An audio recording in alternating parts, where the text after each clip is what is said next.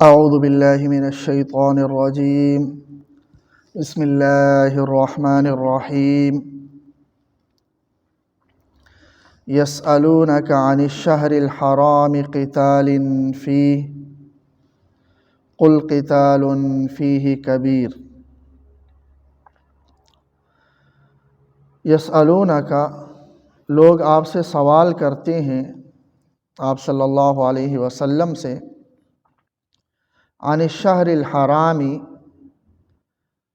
حرمت والے مہینوں کے بارے میں، قتال فی یعنی اس میں قتال کے بارے میں۔ لوگ آپ سے حرمت والے مہینوں میں قتال کے بارے میں سوال کرتے ہیں کہ آیا ان مہینوں میں قتال اسلام کی روح سے، قرآن کی روح سے بھی ناجائز ہے یا نہیں۔ اشہر حرم کے بارے میں پیچھے بھی ہم پڑھ چکے ہیں کہ 4 مہینے حرمت والے مہینے ہیں قرآن کی نظر میں بھی۔ سورہ توبہ میں آیت ہے انما النسیء زیادۃ فی الکفر، اور آگے جا کر اس میں ہے منہا 4 حرم، بلکہ ان عدۃ الشہور عند اللہ 12 شہرا فی کتاب اللہ یوم خلق السماوات والارض منہا 4 حرم۔ یہ آیت ہے سورہ توبہ میں کہ 12 مہینے ہیں اور ان 12 مہینوں میں سے 4 مہینے حرمت والے ہیں۔ پھر نبی اکرم صلی اللہ علیہ وسلم نے بیان کر دیا کہ وہ 4 مہینے کون سے ہیں۔ زمانے جاہلیت میں بھی وہی تھے، اور آپ صلی اللہ علیہ وسلم نے بھی بیان کر لیا کہ 3 مہینے تو پے در پہ ہیں، ذوالقعدہ اور ذوالحجہ اور محرم، اور 4تھا مہینہ ہے رجب کا۔ تو یہ 4 مہینے حرمت کے ہیں۔ آپ صلی اللہ علیہ وسلم نے حجۃ الوداع کے موقع پر بیان کیا انہیں، اور ان کی حرمت کا آپ صلی اللہ علیہ وسلم نے پاس رکھنے کی تاکید کی ہے۔ تو بہرحال یہ آیت جس پس منظر میں نازل ہوئی ہے، وہ پس منظر یہی ہے کہ آپ صلی اللہ علیہ وسلم نے صحابہ کرام کا ایک دستہ بھیجا تھا، اور وہاں اس نیت سے بھیجا تھا کہ جا کر کفار قریش کی حمل و حرکت کو دیکھ لیں، ان کی طاقت کو دیکھ لیں، اور یعنی جاسوسی کی غرض سے بھیج دیا تھا، صرف معائنہ کرنے کے لیے بھیج دیا تھا۔ یہ دستہ جب گیا ہے، اور بعض روایات میں آتا ہے کہ مقام نخلہ ہے کوئی مکہ اور طائف کے درمیان، وہاں بھیجا تھا۔ تو وہاں پر پھر صحابہ کرام نے اسی آپ صلی اللہ علیہ وسلم کے حکم، آپ صلی اللہ علیہ وسلم نے یہ حکم بھی دیا تھا کہ قتال کے لیے نہیں ہے، صرف یہ کہ معائنے کے لیے، لیکن وہاں پھر کفار سے مٹ بھیڑ کی صورت بن گئی، اور ایک مشرک جو ہے نا صحابہ کرام کے ہاتھوں ہلاک ہوا، عمرو بن امیہ زمری، یہ مشرک تھا، یہ ہلاک ہوا۔ جس وقت یہ واقع ہوا تو وہ جمادی الثانیہ کی یا جمادی الاخری کی 29 تاریخ تھی، مغرب کے قریب، بلکہ مغرب ہو چکی تھی جب یہ عمرو بن امیہ کو قتل کیا گیا۔ تو قتل ہونے کے بعد پتہ چلا کہ رجب کا چاند نظر آ گیا۔ جمادی الثانیہ کی 29 تھی، اور قتل کے بعد پتہ چلا کہ رجب کا چاند نظر آ گیا، تو گویا کہ وہ قتل رجب میں ہوا۔ اب صحابہ کرام کا ارادہ تو یہ نہیں تھا کہ اشہر حرام کی یا اس کی حرمت کو توڑ دیں، یہ قصداً انہوں نے نہیں کیا تھا، بلکہ وہ یہ سمجھ رہے تھے کہ ابھی رجب نہیں ہے، اور پھر یہ کہ مٹ بھیڑ بھی انہی کی طرف سے ہوئی ہے، ان کی طرف سے حملہ ہوا ہے کفار کی طرف سے۔ بہرحال ان کا اشہر حرم یا حرمت والے مہینے کی حرمت کو توڑنے کا کوئی قصد اور کوئی ارادہ نہیں تھا، یہ بلا قصد ایسا ہوا تھا۔ لیکن مشرکین کی طرف سے اس پر بڑا ہنگامہ ہوا، اور اس واقعے کو بہت زیادہ انہوں نے ہائی لائٹ کیا، اور مسلمانوں پر بہت زیادہ انہوں نے تنقیدیں شروع کر لی اور ایک طوفان برپا کر دیا کہ دیکھو حرمت والے مہینے کا پاس نہیں رکھا اور حرمت والے مہینے میں قتال کیا، یہ کیسے مسلمان ہیں، اور بہرحال بہت بڑا ہنگامہ ہوا اس پر۔ تو اس کے بعد یہ آیات نازل ہوئی، اور یسألونک وہ سوال کرتے ہیں۔ اس سے صحابہ کرام نے بھی ممکن ہے ہو سکتا ہے سوال کیا، اور بعض روایت میں آتا ہے کہ قریش کا ایک وفد پھر آیا کہ یہ کیسا دین ہے تمہارا، اور انہوں نے پھر یہ سوال کیا اشہر حرم میں قتال کے بارے میں۔ قل، آپ صلی اللہ علیہ وسلم کہہ دیجئے، قتال فیہ کبیر، یہ حرمت والے مہینے میں قتال کرنا جرم عظیم ہے۔ قتال فیہ کبیر، حرمت والے مہینے میں قتال کرنا جرم عظیم ہے، یعنی قصداً قتال کرنا جرم ہے، گناہ ہے، لیکن صحابہ کرام نے قصداً نہیں کیا، لہٰذا تمہارا اس واقعے کو لے کر طوفان کھڑا کرنا اس کا کوئی جواز نہیں بنتا، کیونکہ صحابہ سے یہ عمل قصداً صادر نہیں ہوا۔ قصداً اگر کوئی کر لے تو پھر یہ جرم عظیم ہے، یہ گناہ ہے۔ اس حوالے سے پہلے بھی بات ہو چکی ہے، اسی سورہ بقرہ کی چند آیات پہلے بھی اس حوالے سے گزری ہے، اشہر حرم کے حوالے سے۔ اس میں ہم نے یہی بتایا تھا کہ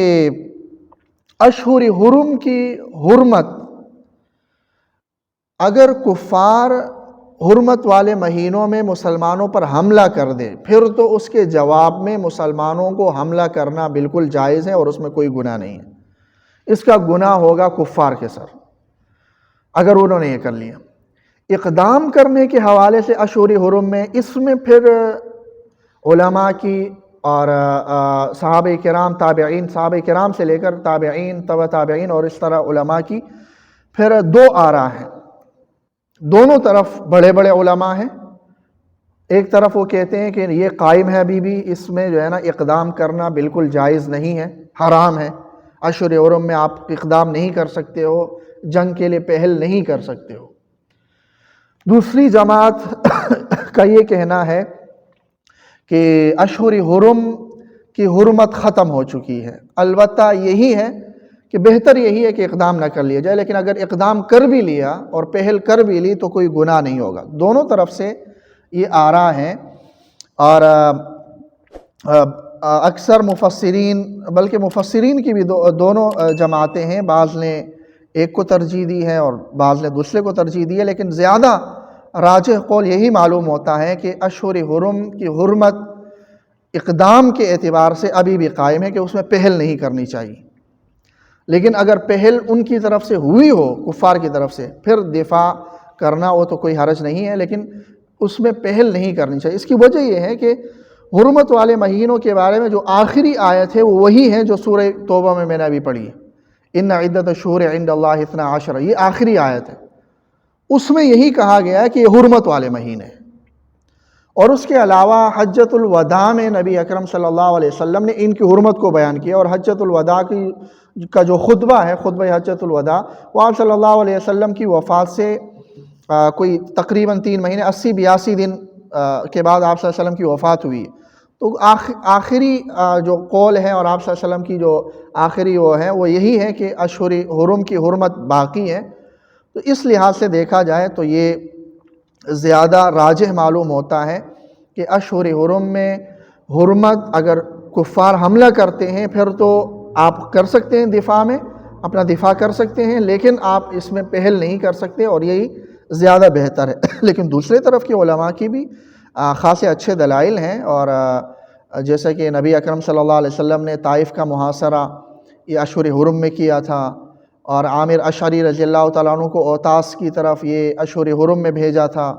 وغیرہ دلائل تو موجود ہیں، لیکن اس کا بھی دوسری طرف سے یہی جواب دیا گیا کہ طائف کا جو محاصرہ ہے وہ ذی قعدہ میں نہیں ہوا تھا بلکہ شوال میں ہوا تھا۔ بہرحال تو زیادہ راجح قول یہی ہے کہ اس میں پہل نہیں کرنی چاہیے،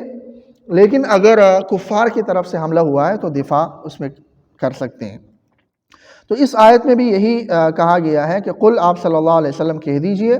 قتال فیہ کبیر، کہ حرمت والے مہینے میں قتال کرنا جرم عظیم ہے، یعنی قصدن۔ آگے پھر کفار نے جو اس بات پر ایک طوفان کھڑا کیا تھا، اس کا ایک جواب تو گویا کہ یہ دے دیا کہ اس میں جرم ہے، گناہ ہے اگر قصدن کوئی کرتا ہے۔ ظاہر ہے گناہ وہی ہے جو قصدن ہوا، غلطی سے ہوا تو گناہ ہے ہی نہیں، یہ تو کہہ دیا۔ لیکن دوسری طرف جو صرف اس وجہ سے، جو بلا قصد ایک واقعہ صحابہ کرام سے ہوا ہے، اس پر جو طوفان مشرکین نے کھڑا کیا ہے، یہ ویسے ان کی طرف سے اتنا واویلا کرنا بنتا نہیں ہے، جن کی حالت یہ ہو